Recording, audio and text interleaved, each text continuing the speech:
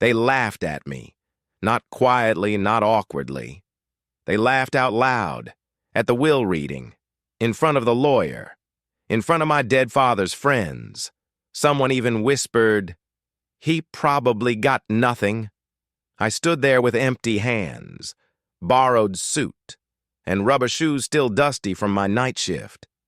Then the lawyer looked back down at the document, paused, cleared his throat, and said the sentence that erased every smile in the room.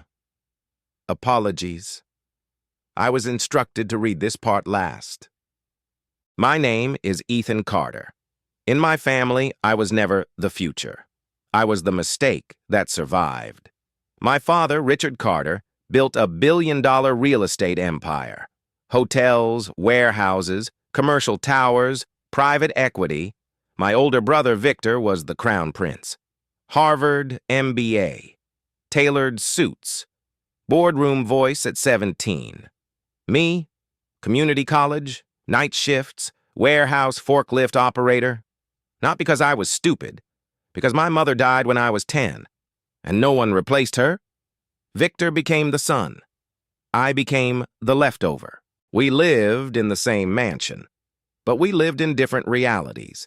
Victor had drivers, personal trainers, private investments. I had a room next to the garage, a shared bathroom with staff, a father who said, "Not now, Ethan." At dinner, business talk flowed around me like I wasn't there. If I spoke, it went quiet. Not interested quiet, uncomfortable quiet, like I wasn't supposed to be part of the future they were planning.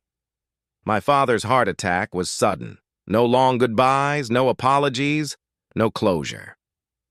One morning, he was shouting into the phone. By nightfall, doctors were switching off machines. Victor cried loud, in front of everyone. I stood silent, not because I felt nothing, but because I had already mourned that man for years, while he was still alive. The lawyer's office smelled like leather and money. Victor on one side, executives behind him, family friends in silence. Me, same borrowed suit, same quiet corner. The lawyer opened the document. According to the final will of Richard Carter, I already knew how this movie ended. All assets, properties, corporate holdings, and financial interests transfer to Victor Carter. No shock. Victor nodded like he was confirming a reservation. Then the lawyer added, "Ethan Carter," the room leaned forward, "will receive a one-time settlement of $25,000. Silence for 1 second. Then laughter. Not cruel. Worse. Casual.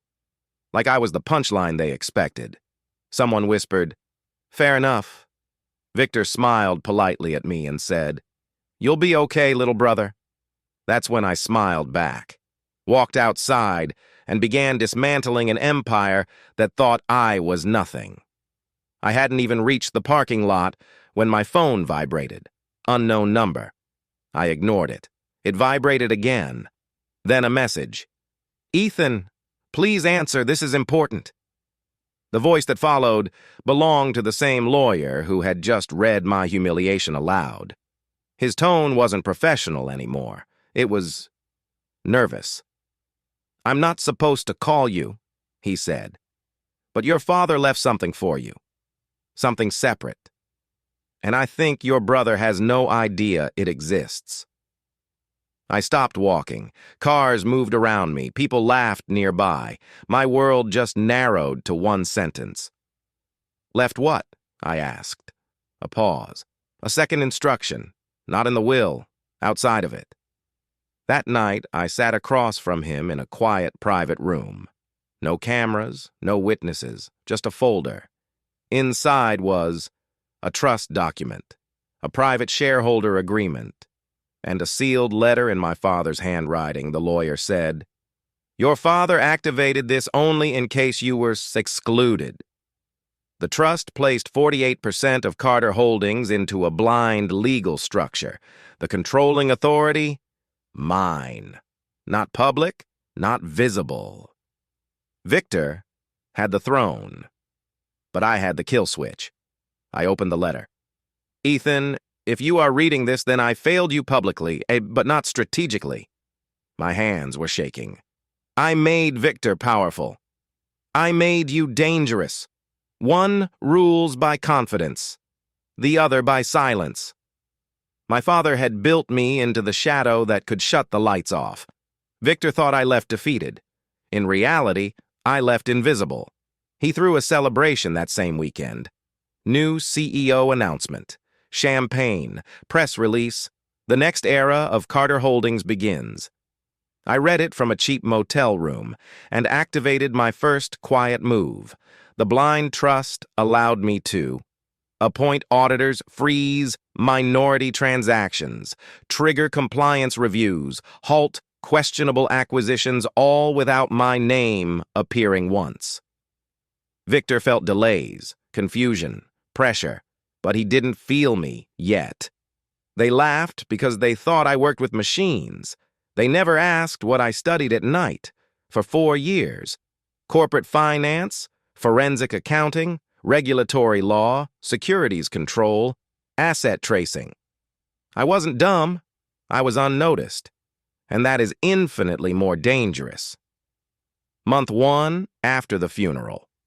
Victor's largest overseas investment collapsed. No explanation. $90 million vanished into regulatory suspension. He blamed market instability. But markets don't freeze funds. Legal triggers do. Victor began yelling at people who weren't responsible, because the person who was did not exist on any chart. Victor had ruled his world with confidence, but confidence has a weakness. It assumes control. When the overseas deal froze, he didn't investigate quietly. He panicked publicly. He replaced 2 senior finance officers in 1 week, fired a compliance head during a board call, accused his own legal team of incompetence. Power hates waiting, and Victor had never learned patience. That night, one of his own directors resigned. That resignation became my second lever. 3 days later, a file reached my secured inbox. A private acquisition, 300 acres of industrial land. Victor signed it personally. The problem? That land was already under federal environmental investigation, meaning it couldn't be sold legally. It couldn't be developed. It couldn't be listed as an asset, yet Victor added it as collateral for a massive loan. That wasn't strategy. That was desperation, and desperation always leaves fingerprints. Using my blind authority, I triggered a silent regulatory review. No raid, no headlines, just a flag. That single flag meant no new debt approvals, extra scrutiny on all transactions, frozen cross-border transfers. Victor still didn't know my name, but now the system knew his. The former compliance head he fired, he called me. Not knowing who I was, just knowing someone was moving in the shadows. He was scared. Victor had forced him to modify safety reports, delay environmental filings, approve temporary shell vendors. I didn't promise protection. I promised truth. He gave me everything. Audio recordings, emails, digital signatures. Victor's empire now had a documented bloodstream. 2 months after the funeral, Victor saw my name again, on a compliance inquiry, on a shareholder footnote, on a frozen transaction report. He called me for the first time since laughing at me. His voice was tight, controlled, too controlled. "Are you involved in this?" I smiled into the darkness of my motel room and said, "I work nights, remember?" Silence crushed the call. He didn't hang up. Fear doesn't hang up. It happened on a Tuesday. No sirens, no cameras, no shouting. Just 2 men in dark suits walking into Carter Holdings like they owned the floor. They didn't ask for Victor. They waited. That detail alone broke his confidence, because power never waits for the powerful. The receptionist called up, "Sir, there are 2 federal agents here to see you. Not police, not court, Federal.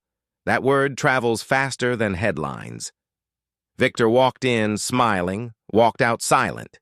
They didn't accuse. They asked, "Can you explain the overseas land collateral? Why were environmental filings delayed? Who authorized the shell vendors on line 3? Victor answered smoothly. Too smoothly. Trained men don't interrogate what you say. They measure how fast you say it. The agents thanked him, left, and left behind a single card. Investigations don't need force. They only need time.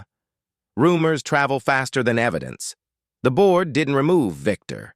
They began to observe him. Every delay became suspicious. Every anger outburst became instability. Every emergency decision felt reckless. One director said quietly, "We built stability. He's building reactions." Victor still wore the crown, but now it felt heavier. Under pressure, Victor did the one thing every overconfident man eventually does. He tried to hide money, not move it legally, not restructure. Hide. $47 million routed through a rushed offshore sequence. He thought speed would save him. Speed only leaves clearer tracks. Within 36 hours, the transaction lit up 3 federal systems. Now, it wasn't a review. Now, it was a case. His stock dipped. Only 4%, then 7%, then 11% in 1 week. Tycoons don't fall from the strike.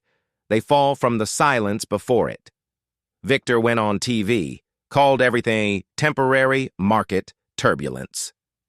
But his hands shook under the studio lights. The public didn't see fear, traders did. At 2:17 a.m., my phone rang. Unknown number, same voice, different man. Ethan, no title, no sarcasm, no big brother tone, just my name. "I need to know one thing," he said.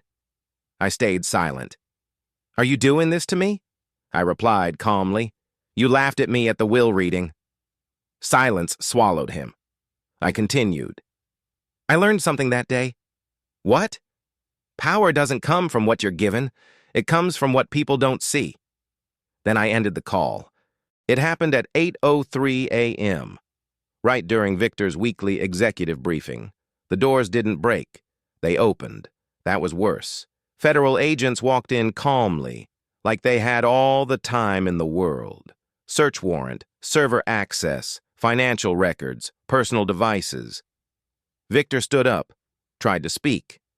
One agent said softly, "Sir, remain seated. Power doesn't vanish with explosions. It vanishes with instructions." They didn't touch the desks. They went straight for the data rooms. Because money can be hidden. But timestamps cannot. Emails that Victor thought were deleted. Contracts renamed and buried. Payment trails fragmented across 6 countries. All of it began reconstructing itself. Like a corpse, learning how it was killed. One technician whispered, "They're not searching. They already know what they're here for." The former compliance head didn't testify anonymously. He walked in, public, face uncovered. When the board members saw him the room shifted. Because traitors scare leaders, but witnesses end them. He didn't accuse emotionally. He documented dates, signatures, orders, approvals. Victor watched his own instructions play back at him. Through another man's mouth at noon. Every Carter Holdings account locked, payroll, developer funds, vendor payments, international obligations. Phones exploded, suppliers froze, contractors walked, projects stopped mid-concrete. An empire doesn't collapse loudly. It stalls. And when it stalls, everyone jumps off. That evening, an emergency vote. Victor didn't enter as CEO. He entered as a liability. One by one, the same men who applauded him at the funeral refused his leadership. Conflict of interest, federal risk exposure, corporate endangerment. The motion passed. Victor Carter was removed. He stood up slowly, looked around the room, and for the first time in his life, no one avoided his eyes. because he was no longer dangerous. By morning, it was everywhere. Carter Holdings under federal investigation. CEO removed over financial irregularities. Offshore transfers, environmental violations, shell vendors exposed. Victor's face filled the screens. Not as a king, as a question mark. I watched the news from the same motel room where they once laughed at me and whispered, "This is only the floor. The basement is still coming." 6 months after the empire collapsed, we were back in the same courtroom, same wooden benches, same seal behind the judge, but not the same people. Victor Carter sat at the defense table, no tailored power suit, no confident posture, just a wrinkled jacket and a nervous jaw. My stepbrother Brandon sat beside him, quiet, pale, empty. They didn't look at me, not once, because eye contact is impossible. When the grave you dug is open in front of you. The judge nodded. "Counsel, proceed." The same lawyer stood up, the same one who read the first will, the will everyone laughed at. He opened a second folder, thicker, heavier, deadlier. He said, "Your Honor, the previous will was conditional." The courtroom shifted. Victor leaned forward. "What do you mean, conditional?" he snapped. The lawyer looked at him calmly. "It means it only applied if the beneficiary remained legally and morally compliant." Silence hit the room. Then he added, "And Mr. Carter, you violated every single condition." The lawyer read, "In the event of fraud, coercion, exploitation of family authority, or criminal misrepresentation by the beneficiary, all assets immediately revert to the silent inheritor." The judge looked up. "Who is the silent inheritor?" The lawyer turned and looked directly at me. "Daniel Carter." The courtroom exploded. Shouts, gasps, stunned murmurs. Victor stood up screaming, "This is a setup!" The judge slammed the gavel. "Sit! Now!" Victor sat, but something inside him finally stood broken. Brandon whispered, "Dad, what does that mean?" Victor didn't answer. The lawyer did. "It means everything you thought was yours was never legally yours." Brandon's face emptied. "You mean the company, the properties, the shares?" The lawyer nodded. "All transferred to Daniel Carter. As of midnight last night." Brandon grabbed his head. "I'm ruined." Victor whispered, "No, I am." At 12:01 a.m. Carter Holdings legally became mine. Board seats, voting majority, asset control, liquid authority. They didn't kick me out. They trained me. They didn't disinherit me. They appointed me. Without knowing. The federal prosecutor stood. "Your Honor, given the confession trails and offshore records, the state formally charges Victor Carter with wire fraud, coercion, and elder financial exploitation." Cuffs clicked, not loudly. Finality never needs volume. Victor turned and looked at me. For the first time, not as a ruler, not as a father, as a man who finally understood who the game master always was. I shut down every fake foundation, every shell vendor, every ghost contract. I rebuilt the company clean. Environmental compliance, transparent payroll, investor restitution. Then I removed one thing permanently, the Carter name from the company. Empires don't deserve surnames, only accountability. Brandon lost everything.